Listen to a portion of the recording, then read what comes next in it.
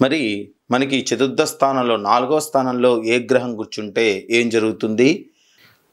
ఇక చతుర్థ స్థానంలో మనకి కేతువు ఉన్నట్టయితే, కేతువు కూడా మనకి చెడు మిత్రులను కలిగి ఉంటారు, ఆస్తిని నష్టం కలిగి ఉంటారు, పాపగ్రహాల సంబంధం ఉంటే ఇతరుల గురించి చెడుగా మాట్లాడే స్వభావాన్ని కలిగి ఉంటారు, మాతృ సౌఖ్యత ఉండదు, స్థిరాస్తులను మొత్తం కూడా అనుభవించలేడు, దూర ప్రాంతాల్లో నివసిస్తూ ఉంటాడు, ఆకస్మిక అపవాదులు మార్పులు సంభవిస్తాయి, ఆకస్మికంగా తల్లికి కానీ తండ్రికి కానీ మరణాన్ని సంభవించి వారిని చూసేటువంటి పరిస్థితిని కూడా లేకుండా ఇక్కడ చక్రం చేస్తూ ఉంటుంది.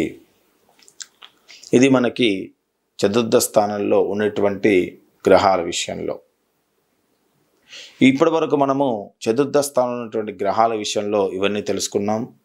మరి చతుర్థ స్థానం విషయంలో రాశుల గురించి కూడా మనము తెలుసుకుంటే మంచిది. మరి అంటే చతుర్థ స్థానం ఏ రాశి అయితే ఏం జరుగుతుంది అనే విషయాలు మొత్తం కూడా మనము క్షుణ్ణంగా తెలుసుకుందాం.